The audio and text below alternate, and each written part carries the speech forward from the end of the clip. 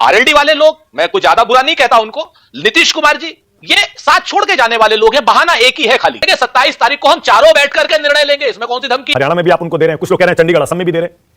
ये नौबत आ गई है सुरेंद्र राजपूत कि दिल में अगर प्यार नहीं तो मोहब्बत की अदा छोड़ दे। दिल में अगर प्यार नहीं तो मोहब्बत की अदा छोड़ दे।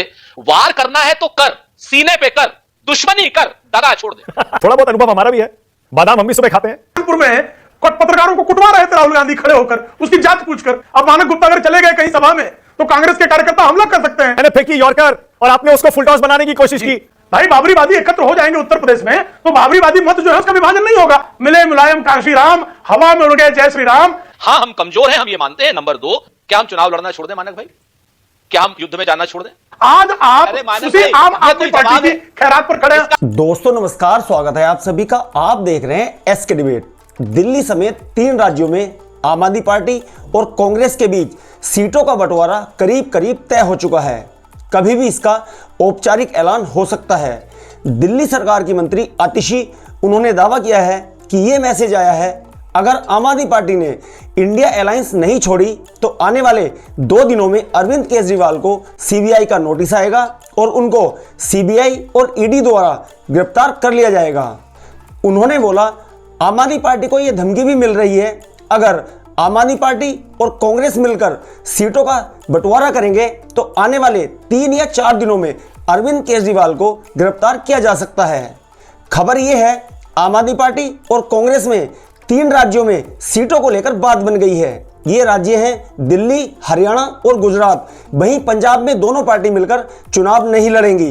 यूपी में भी समाजवादी पार्टी और कांग्रेस के बीच सीटों को लेकर बात बन गई है। आज की डिबेट इन तमाम मुद्दों पर होने वाली है। बीजेपी की तरफ से प्रेम शुक्ला जी हैं और सुरेंद्र राजपूत कांग्रेस पार्टी की तरफ से हैं। दोस्तों वीडियो बहुत शानदार होने वाली है।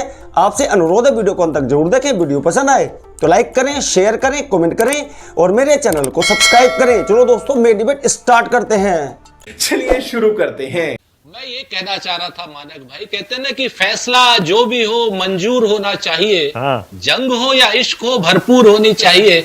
आरएलडी वालों को मेरे को सिर्फ इतना कहना था, किसान सड़क पर बैठा है, ये लोग कह रहे हैं नई शुरुआत विकास की हो रही है। किसानों की मौत होना अगर आप नई शुरुआत मानते हैं तो ये शुरुआत आपको मुबारक हो। बिहार में टूटा या नहीं टूटा, वहां नीतीश जी गए, मतलब मान लीजिए ना, सबने कहा कि आप डिले कर रहे हैं, देरी कर रहे हैं, सीट बंटवारा नहीं कर रहे, सब आपको अल्टीमेटम देते हैं। अखिलेश जी को भी देना पड़ा।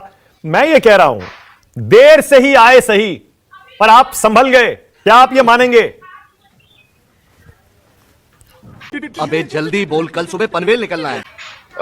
मैं मानक भाई, मैं फिर से कहता हूं एक बात को कि जिस आदमी को कहते हैं ना कि एक बहाने की तलाश होती है, निभाने वालों की भी और छोड़ के जाने वालों को भी सिर्फ एक बहाने की तलाश होती है। अखिलेश यादव जी, हम, तेजस्वी जी, क्या नाम, शिवसेना, शरद पवार साहब, सब लोग, हम लोग निभाने वाले लोग हैं। अच्छा। आरएलडी वाले लोग, मैं कुछ ज्यादा बुरा नहीं कहता उनको, नीतीश कुमार जी, ये साथ छोड़ के जाने वाले लोग हैं। बहाना एक ही है खाली, अच्छा। निभाने वाले भी और साथ छोड़ के जाने वाले भी। तो इस चीज को छोड़ दीजिए। मैं आपसे फिर से कहता हूं मानक भाई, जिम्मेवारी से कहता हूं कि भारतीय जनता पार्टी के लोग अपने सत्ता समर्थक पत्रकारों को और मीडिया हाउसेस के साथ में, जिसमें न्यूज 24 नहीं है, उन लोगों के साथ एक अफवाह फैलाते हैं, साजिश रचते हैं। अभी जैसे आपने कहा कि संजय राउत ने अल्टीमेटम दे दिया, संजय राउत का आपने बयान सुनवाया, उन्होंने कहा कि जहां जिसकी ताकत होगी लड़ेंगे, 27 तारीख को हम चारों बैठ करके निर्णय लेंगे, इसमें कौन सी धमकी है? कैसे कैसे लोग रहते हैं यार यहाँ पर। लेकिन महाराष्ट्र की कहानी इतनी सिंपल नहीं है। संजय राउत का आज का बयान, उसके पीछे बैकग्राउंड बहुत लंबा चौड़ा है। अभी मैं आपको फिर पीछे ले जाऊंगा, आपके दोनों पार्टियों, संजय राउत और संजय निरुपम, दोनों के बयान सुनाऊंगा, तब आप कहेंगे हाँ वो उस टाइम हुआ था लेकिन अब हालात सुधर गए। मैं उधर नहीं जा रहा, मैं आपको आज की तारीख में जो गठबंधन हुआ है आपका, उस पर ला रहा हूं। मेरी बात सुनिए ना, आपने गठबंधन कर तो लिया, आम आदमी पार्टी के साथ कर लिया दिल्ली में, गुजरात में भी आपने उनको 2 सीटें दे दी, जो मेरी खबर है, हरियाणा में भी आप उनको दे रहे हैं, कुछ लोग कह रहे हैं चंडीगढ़ असम में भी दे रहे हैं। ये नौबत आ गई है सुरेंद्र राजपूत। मानक भाई, मीडिया के लिए एक लाइन कहूं अगर आपको बुरी ना लगे तो? मैंने बिल्कुल कहिए, सबसे लोकतांत्रिक प्लेटफॉर्म है ये मीडिया इंडस्ट्री का। बोलिए बोलिए, आपको पूरा हक है, पर जवाब के लिए तैयार रहिएगा। जानता हूं, इसीलिए वो कहते हैं ना, हाँ बिल्कुल। हाँ। मैं कहता हूं ना कि दिल में अगर प्यार नहीं तो मोहब्बत की अदा छोड़ दे। दिल में अगर प्यार नहीं तो मोहब्बत की अदा छोड़ दे। वार करना है तो कर, सीने पे कर, दुश्मनी कर, दगा छोड़ दे। मैं आपसे फिर से कहता हूं इस बात को। हाँ, हमारे अंदर मतभेद है, हम तो कहते हैं अखिलेश जी से भी क्यों नहीं होगा भाई। वो कहेंगे ये सीट हमारी, हम कहेंगे ये हमारी। आप चतुराई से मेरे सवाल को घुमा रहे हैं, नाराजगी आप चतुराई से मेरे सवाल को घुमा रहे हैं। अरे आप इतने अच्छे अच्छे शेर कहते हैं, इतने आर्टिकुलेट हैं सुरेंद्र राजपूत, लेकिन थोड़ा बहुत अनुभव हमारा भी है। बादाम हम भी सुबह खाते हैं। सवाल मेरा कुछ और था भाई। प्रेम शुक्ला, आप और आपकी पार्टी बोलते थे इंडिया गठबंधन है नहीं बन पाएगा, खत्म हो गया, आपस में सिर फूट जाएंगे। आपकी बात शुरू में कुछ हद तक सही साबित हुई, टूट भी गया, आपने कुछ पार्टियों को, गठबंधनों को, नेताओं को अपनी तरफ ले भी लिया, लेकिन आखिरकार ऐसा लगता है अब गठबंधन खड़ा होने लगा है। मानिए ना, चुनौती अब धीरे धीरे खड़ी हो रही है। नहीं, हमने कब कहा कि ये जो है गठबंधन, हम तो कह रहे हैं गठबंधन हो जाना चाहिए। हमें क्या पीड़ा है भाई? भाई जो लोग 413 सीटें लोकसभा में जीतते थे, वो 272 सीटें लड़ेंगे भी क्या? हम कोई राहुल गांधी के कार्यकर्ता थोड़े हैं कि पत्रकार को कूटने लगेंगे। अभी कानपुर में पत्रकारों को कुटवा रहे थे राहुल गांधी खड़े होकर, उसकी जात पूछकर। वो बेचारा यादव बिरादरी का था, इसलिए उसको पीटो, वो दलित क्यों नहीं था? अब दलित रहेगा तो ही राहुल गांधी की सभा में पत्रकार जाए। अब मानक गुप्ता अगर चले गए कहीं सभा में तो कांग्रेस के कार्यकर्ता हमला कर सकते हैं। कानपुर का ये दृश्य जो है हर किसी ने देखा है।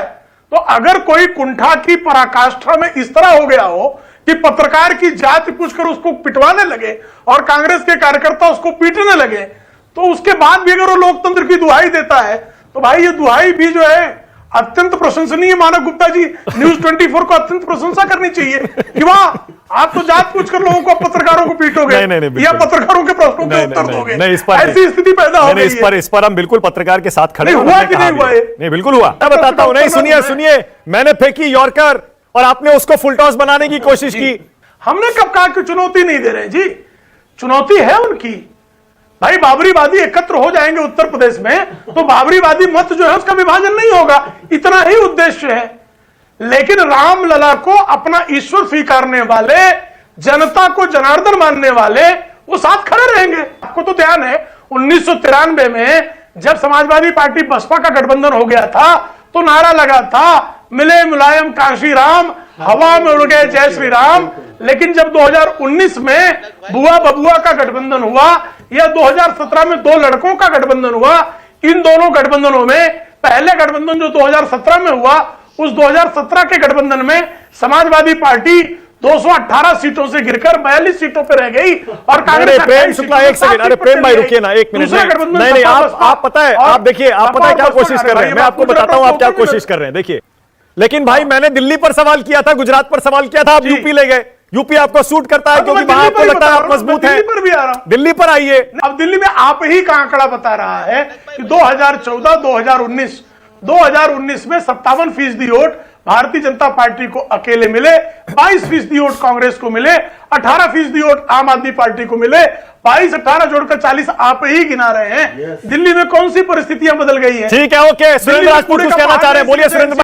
यहां हम खुलेआम आपसे कहते हैं कि हमारा लोकतांत्रिक पार्टी है नंबर 1। हां, हम कमजोर हैं, हम ये मानते हैं, नंबर 2।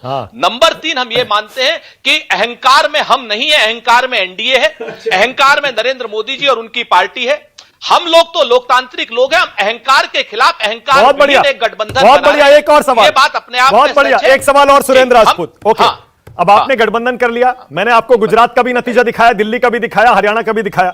जहां बीजेपी 50% से ज्यादा वोट अकेले ले रही है, वहां मिलकर भी आप क्या कर लेंगे बताइए? क्या हम चुनाव लड़ना छोड़ दें मानक भाई? क्या हम युद्ध में जाना छोड़ दें?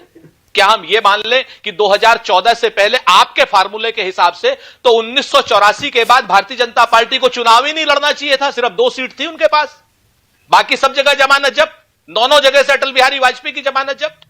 2014 से पहले 9 सीटें, 10 सीटें, 12 सीटें, 5 सीटें लेकर के आती थी भारतीय जनता पार्टी उत्तर प्रदेश में। क्या उन्होंने चुनाव लड़ना छोड़ दिया? देखिए, चुनाव दर चुनाव परिस्थितियां बदलती हैं, मुद्दे बदलते हैं, लोगों की सोच बदलती है, राय बदलती है। हाँ, जो आप कह रहे हैं कि विपक्ष अगर कमजोर है तो क्या वो चुनाव लड़ना छोड़ दे? बिल्कुल नहीं, हम तो बल्कि लगातार कहते हैं विपक्ष को मजबूत होना चाहिए। प्रेम शुक्ला, आपकी बारी है। देखिए, जयंत जी के कांग्रेस चरण गजब क्यों बातें पकड़ रहे करती हैं? है। दरअसल क्या किसान है आंदोलन कि और राजीव गांधी अग्निवीर के जैसी हत्यारों समस्याओं की से शरण भाग में क्यों रहे श्रीमती हैं? सोनिया गांधी चली गई। इस पर भी शर्म नहीं आई कांग्रेस को कि जिनको जो है इंद्र कुमार गुजराल की सरकार गिराते समय श्रीमती सोनिया गांधी के नेतृत्व में कांग्रेस ने कहा कि ये राजीव गांधी के हत्यारे हैं डीएमके वाले। आज उन्हीं की शरण में तमिलनाडु में गए हुए हैं। श्रीमती सोनिया गांधी की गिरफ्तारी की मांग करके जो है आम आदमी पार्टी का गठन हुआ था कि श्रीमती सोनिया गांधी भ्रष्ट है, डॉक्टर मनमोहन सिंह की सरकार भ्रष्ट है, इसने 2G घोटाला किया, कॉमनवेल्थ घोटाला किया, इस तरह के तमाम घोटालों के आरोप लगाने के बाद आज आप अरे मानव उसी भाई, आम ये आदमी कोई पार्टी जवाब की है? खैरात पर खड़े हैं। इसका मजा आया। देखा दोस्तों, आपने प्रेम शुक्ला और सुरेंद्र राजपूत दोनों को सुना। आप किसकी बात से सहमत हैं? और वीडियो को लास्ट तक देखने के लिए दिल से धन्यवाद। दोस्तों, वीडियो के बारे में आपकी क्या राय है कमेंट सेक्शन में कमेंट करके बताएं। और अगर वीडियो पसंद आई हो तो लाइक करें, शेयर करें, कमेंट करें और मेरे चैनल को सब्सक्राइब करें। चलो दोस्तों, मिलते हैं अगली वीडियो में। जय हिंद, वंदे मातरम, जय श्री राम।